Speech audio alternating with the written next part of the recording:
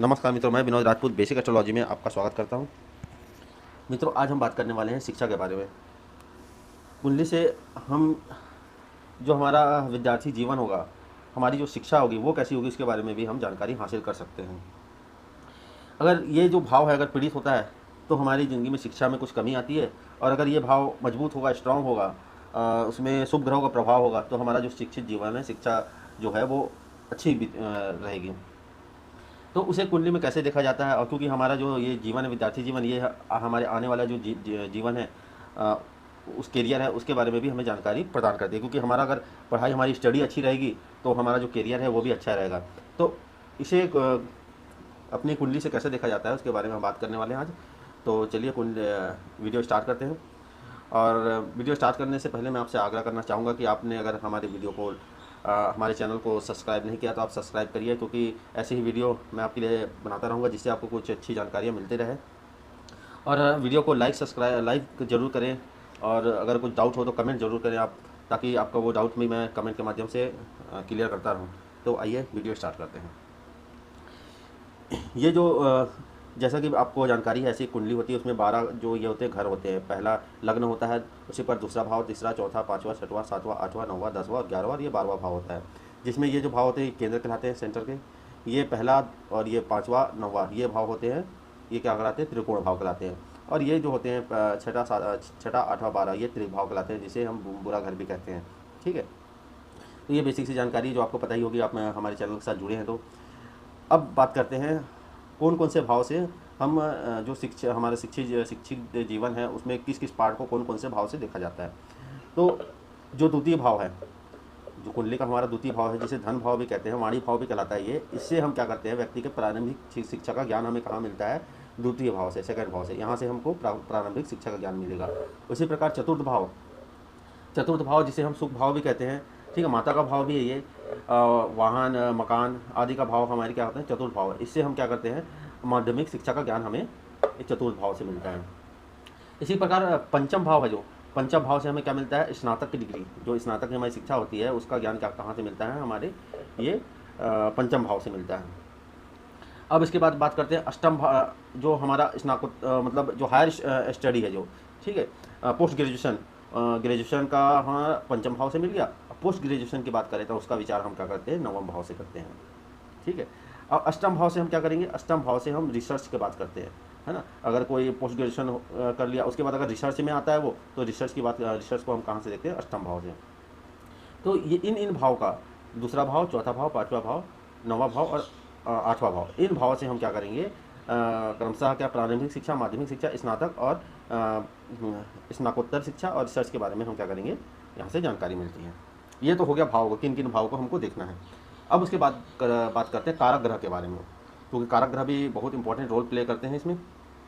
तो कारक ग्रह में पहला कारक ग्रह कौन सा होता है, बुद्धि का कारक ग्रह। बुद्धि का कारक ग्रह बुध, ठीक है, क्योंकि हाँ, हमारी अगर बुद्धि स्ट्रांग होगी तभी हम इस लेवल को पार कर पाएंगे और अच्छी शिक्षा हम ग्रहण कर सकते हैं। दूसरा होता है ज्ञान। ज्ञान का कारक ग्रह कौन है, गुरु है। अगर गुरु स्ट्रांग होगा तो हमारे अंदर ज्ञान की अधिकता होगी और बहुत ही जल्दी हम क्या करेंगे, ज्ञान अर्जित कर सकते हैं। ठीक है, तो ये दो कारक ग्रह, इनकी पोजीशन, इनकी जो स्थिति है कुंडली में वो देखा जाता है, और उसके बाद इन भावों की स्थिति पर विचार किया जाता है। अब बात करते हैं पहला नियम जो होगा हमारा। पहला नियम क्या कहता है, पहला नियम में हम क्या देखेंगे, पहला नियम में हम करेंगे बुद्धि का विचार। ठीक है, कि इस व्यक्ति की बुद्धि कैसी होगी, और बुद्धि का विचार कहाँ से किया जाता है, पंचम भाव से किया जाता है। ठीक है, कहाँ से किया जाएगा बुद्धि का विचार, पंचम भाव से। पहले पंचम भाव को देखेंगे, पंचम भाव की स्थिति कैसी है। तो पंचम भाव से में यदि शुभ प्रभाव में है, पंचम भाव यदि शुभ प्रभाव में है और पंचमें शुभ स्थानों में है, तो जातक क्या होगा, अवश्य ही बुद्धिमान होगा। अब शुभ ग्रह कौन कौन से, गुरु, शुक्र, ये क्या करें, शुभ ग्रह हो गए। अगर इनकी इसमें दृष्टि पड़ रही है या फिर इनसे कोई भी संबंध बन रहा है, यहाँ पर स्थित है वो शुभ ग्रह, तो क्या करेंगे, ये शुभ प्रभाव में आ जाता है।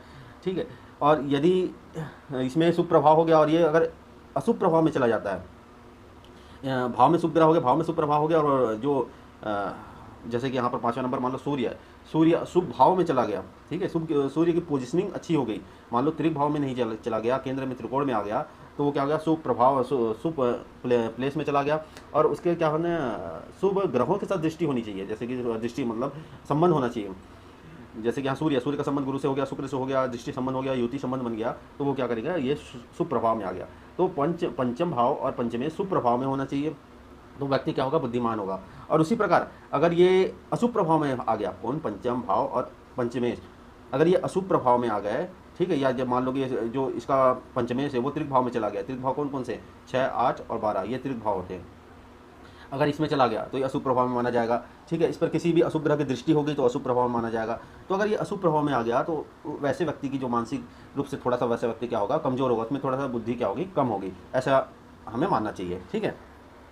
क्योंकि ऐसे व्यक्ति को क्या होगा, उसको थोड़ा सा किसी भी चीज़ को समझने के लिए, किसी भी जानकारी जो होती है उसको मतलब थोड़ी सी लेट में समझ में आएगी। आम व्यक्ति से थोड़ा सा ऐसे व्यक्ति को जो होगा समझ में थोड़ा सा जल्दी आएगी, उसको समझने में थोड़ा ज़्यादा मेहनत करनी पड़ेगी।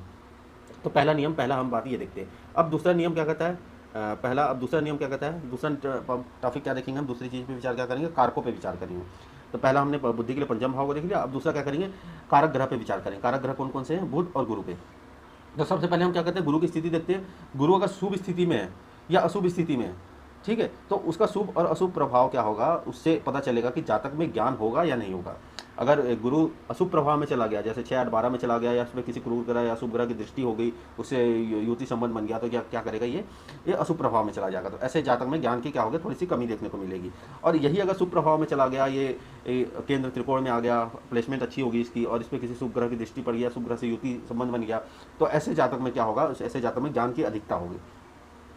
तो पहला हमने गुरु देख लिया। गुरु के बाद हम क्या करेंगे, बुद्धि पे विचार करेंगे। बुद्धि मतलब बुद्धि का कारक ग्रह कौन सा है, बुध है। तो बुद्धि के लिए, बुद्धि के कारक ग्रह बुध को देखने के लिए हम क्या करते हैं, उसका पोजीशनिंग देखते हैं कि उसकी पोजीशनिंग अच्छी है कि नहीं। जैसे हमने गुरु को देखा कि केंद्र त्रिकोण में चला गया तो उसकी प्लेसमेंट अच्छी मानी जाएगी।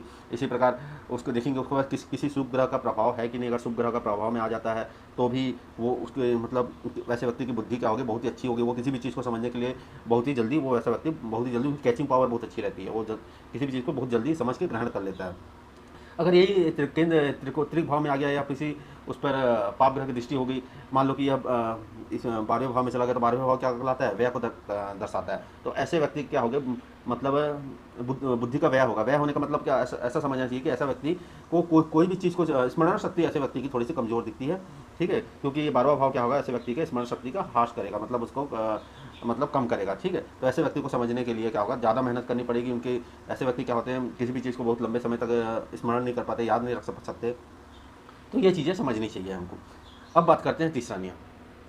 तीसरा नियम, ठीक है, तीसरे हमने बात कर लिया, भाव से बुद्धि को देख लिया, कारक ग्रहों पे विचार कर लिया। अब तीसरा होगा, हम क्या करेंगे, शिक्षा खंड पे विचार, शिक्षा भाव है उस पर विचार करते हैं। तो शिक्षा भाव कौन कौन से मैंने आपको बताया था, द्वितीय, चतुर्थ, पंचम, नवम, अष्टम, ठीक है। तो इसमें सबसे पहले हम देखेंगे द्वितीय भाव को, ठीक है। द्वितीय भाव को देखने के लिए सबसे पहले हम क्या करेंगे, ये देखेंगे कि इस द्वितीय भाव पे किसी पाप ग्रह का प्रभाव है कि यहाँ कोई पाप ग्रह तो नहीं बैठा है, या फिर इस पर किसी पाप ग्रह की दृष्टि पड़ रही है, उस पर विचार कर लेंगे। उसके बाद इस जो द्वितीय से इसकी पोजीशनिंग देख लेंगे, 6 और 12 में तो नहीं गया, ठीक है, या फिर किसी पाप ग्रह के संबंध में तो नहीं आया, ठीक है। अगर द्वितीय पीड़ित है तो यहाँ क्या होगा, प्रारंभिक शिक्षा में थोड़ी सी प्रॉब्लम जरूर आएगी। अगर ये भाव पीड़ित है तो भी प्रारंभिक शिक्षा में थोड़ी बहुत प्रॉब्लम जरूर आती है। ऐसा देखा जाता है कभी कभी क्या होगा, किसी व्यक्ति का प्रारंभिक शिक्षा में मतलब कभी कभी 1-2 साल का गैप भी हो जाता है। तो ये सब यही दो ग्रह दोष होते हैं जिसके कारण ये प्रॉब्लम क्रिएट होती है, ठीक। अब हमने इसकी पोजीशनिंग देख ली कि 6 और 12 में तो नहीं चला गया, या फिर किसी पाप प्रभाव में तो नहीं आ गया, यहाँ पाप ग्रह तो नहीं बैठ गया। अगर ये ऐसा कंडीशन आती है तो हम इसके लिए नेगेटिव विचार करेंगे कि हाँ, यहाँ पर प्रारंभिक शिक्षा में थोड़ी सी प्रॉब्लम इसकी आने वाली है, ठीक है। और इसकी ये कंडीशन पे भी विचार जरूर करते हैं। जो मैंने आपको बताया था कि जब भी विचार करना हो तो क्या करेंगे, इस द्वितीय की या फिर जो भी ग्रह के बारे में जानकारी करना है तो उसका 6 और 12 में पोजीशन देखते हैं, नेगेटिव जो इफेक्ट होता है। दूसरा, अस्त तो नहीं, उसकी डिग्री चेक करते हैं, डिग्री कहीं 0 तो नहीं है, कहीं सूर्य से अस्त तो नहीं हो गया, हाँ, या 6 और 12 में तो नहीं चला गया, तो ये और कहीं नीच अपने नीच भाव में तो नहीं बैठ गया। ये सारे तथ्यों पर विचार किया जाता है। अगर ये चीज़ें हमें नहीं मिलती है तो हमें पॉजिटिव समझना चाहिए, और उस भाव के बारे में हमें पॉजिटिव मतलब वो प्रारंभिक शिक्षा होगी, बहुत ही अच्छी जाने वाली जाता है।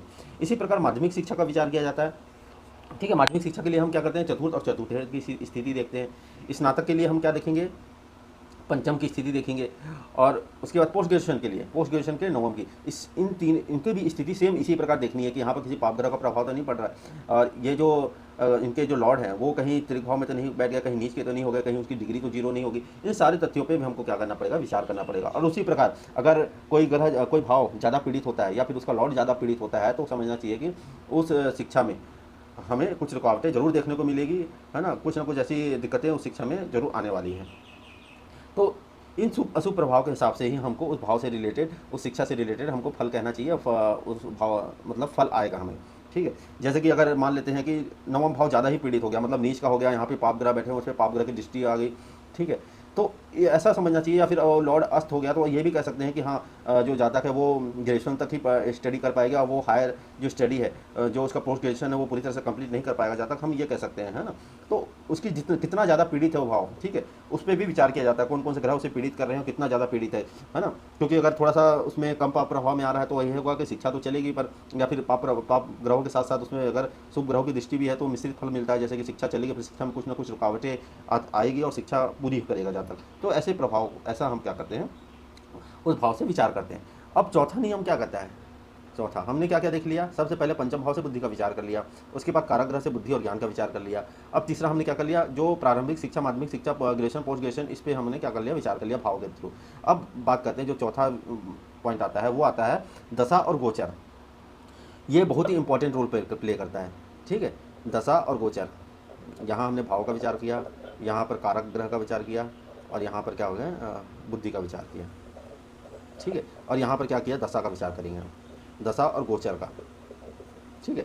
चौथे पॉइंट में हम दशा और गोचर का विचार करेंगे। दशा और गोचर देखने के लिए क्या करते हैं, दशा सबसे पहले हमको ये देखना होगा कि हाँ दशा किसकी चल रही है, क्योंकि ये जो कुंडली है इसमें जो भाव हो, उस भाव के जो लॉर्ड हैं, तो कुछ लॉर्ड क्या होंगे, कुछ जो ग्रह होंगे वो मारक कहलाते हैं, और कुछ ग्रह होते हैं कारक होते हैं। ये तो हमेशा क्या करेंगे, नेगेटिव रिजल्ट ही देंगे, अपनी दशा महादशा में हमेशा नेगेटिव रिजल्ट देंगे, और ये जो कारक ग्रह हैं ये हमेशा पॉजिटिव रिजल्ट ही देते हैं, ठीक है। इनका काम है इस भाव में, इसको मतलब इस कुंडली में अपनी दशा अंतर्दशा में जिस भी भाव में जाते हैं उस भाव को बिगाड़ते ही बिगाड़ते हैं, और ये जो कारक ग्रह जिस भाव में जाएंगे उस भाव को हमेशा क्या करेंगे, उसका अच्छा ही रिजल्ट देंगे। तो इसी प्रकार समझना चाहिए कि किसी मारक ग्रह की अगर दशा चल रही है तो वो हमेशा नेगेटिव रिजल्ट ही देगा, आपको हमेशा रुकावटें पैदा करेगा, प्रॉब्लम क्रिएट करेगा आपकी लाइफ में या शिक्षा में जो भी। तो वो दशा किसकी चल रही है, हम उस पर भी विचार करेंगे। उसके बाद गोचर पे भी विचार करना है। मान लो कि प्रारंभिक शिक्षा होगी हमारी, द्वितीय भाव, और इस पे गोचर में चलते हुए या कोई भी मारक ग्रह आ गया, ठीक है। मान लो कि यहाँ पर 6 नंबर मारक ग्रह बन रहा है, ठीक है, ये मारक ग्रह, क्योंकि अगर 3 यहाँ आया तो यहाँ पर बुध मारक ग्रह बन गया, मेष लगने के कुंडली मान लेते हैं, तो बुध यहाँ क्या हो गया, ठीक है, मारक ग्रह हो गया। उसी प्रकार अगर यहाँ पर बुध अगर गोचर करता हुआ क्या हो गया, यहाँ पर आ गया, इसमें आ गया, धन भाव में आ गया, प्रारंभिक शिक्षा के भाव में आ गया। तो यहाँ अगर बुध आ जाता गोचर करता हुआ मारक ग्रह हो गया, या फिर यहाँ पर क्या हो गया, शुक्र आ गया, ठीक है, शुक्र आ गया। शुक्र तो अच्छा करेगा, क्योंकि शुक्र क्या हो गया, अपने खुद के भाव में आ गया, ठीक है, खुद के भाव में आ गया, क्योंकि 2 नंबर भी शुक्र की खुद की राशि है। तो अगर यहाँ पर बुध आ गया, कोई भी मारक ग्रह आ गया कुंडली में, जो भी मारक ग्रह आ रहा है वो भी मारक ग्रह अगर यहाँ पर आ गया तो क्या करेगा, उस भाव को बिगाड़ेगा, मतलब आपको जो प्रारंभिक शिक्षा मिलने वाली है उससे रिलेटेड प्रॉब्लम जरूर क्रिएट करेगा। मान लो कि इस कुंडली में या कोई भी दूसरी लगनी कुंडली है, मान लो कि वृष लगने की कुंडली होगी, यहाँ पर 3 नंबर आता है, ठीक है, 3 नंबर आएगा, तो मान लो यहाँ पर वृष लगनी कुंडली में क्या होगा, गुरु मारक ग्रह होता है, तो गुरु आके यहाँ पर बैठ गया, ठीक है, गुरु ऐसे तो शुभ ग्रह माना जाता है, मगर यहाँ पर आके बैठने के बाद क्योंकि वो इस कुंडली में मारक ग्रह हो जाता है तो यहाँ पर भी प्रॉब्लम क्रिएट करेगा ही करेगा, ठीक है। तो ऐसे समझना चाहिए। गोचर में अगर वो कोई भी पाप ग्रह गोचर में मारक ग्रह अगर यहाँ पर आके बैठ गया तो क्या करेगा, माध्यमिक शिक्षा से रिलेटेड प्रॉब्लम क्रिएट करेगा। गोचर में अगर ग्रेजुएशन के भाव पे आ गया तो यहाँ भी प्रॉब्लम क्रिएट करेगा, ठीक है। इसी प्रकार पोस्ट ग्रेजुएशन के भाव पे आ गया तो यहाँ भी वो प्रॉब्लम क्रिएट करेगा ही करेगा। तो ऐसे गोचर को समझना चाहिए, गोचर में कौन सा ग्रह किस भाव में गया हुआ है, गोचर को पे भी एक बार दृष्टि जरूर जाननी चाहिए, और दशा पे भी विचार करना चाहिए। तो ऐसे ही हम शिक्षा के बारे में इस तरह से अपनी कुंडली देखकर समझ सकते हैं कि हमारी जो शिक्षा है वो कैसी होगी, ठीक है। या फिर किसी भी जो छोटे पुत्र हैं किसी के यहाँ, या पुत्री है, ठीक है, या छोटे बच्चे हैं, उनकी शिक्षा कैसे होने वाली है, तो हम उनकी कुंडली देखकर उसका अध्ययन कर सकते हैं कि हाँ इसकी शिक्षा ऐसी होगी और ये किस लेवल तक स्टडी में किस लेवल तक आगे जाने वाला है, ठीक है। अगर ये सारे भाव एकदम अच्छे रहे, स्ट्रॉन्ग रहे, मजबूत रहे, शुभ ग्रहों के प्रभाव में रहे, और रिसर्च जो अष्टम भाव है यहाँ पे भी अगर शुभ ग्रहों का प्रभाव आ जाता है तो ऐसा व्यक्ति क्या होगा, वो रिसर्च क्षेत्र में आगे बढ़ेगा, ठीक है। ऐसे व्यक्ति क्या होंगे जो वैज्ञानिक जिसे बोलते हैं उस लेवल तक भी आगे बढ़ सकते हैं, ठीक है। तो आशा करता हूँ कि आज का वीडियो आपको समझ आ गया होगा। अगर आपका वीडियो आपको अच्छा लगा होगा और अगर आज की जो हमारी जानकारी आपको समझ आई होगी, ठीक है, तो आप ज़रूर इस वीडियो को लाइक करें, सब्सक्राइब करें हमारे चैनल को, और कमेंट बॉक्स में आप हमें एडवाइस ज़रूर दें कि आपको किस तरह की वीडियो आगे और चाहिए, ठीक है। और अगर आप अपनी भी कुंडली दिखाना चाहते हैं आप एक कुंडली भेजिए और एक कुंडली के साथ एक सवाल आप कमेंट बॉक्स में दीजिएगा, आपको उसका जवाब ज़रूर दिया जाएगा। धन्यवाद, मिलते हैं अगले वीडियो पे।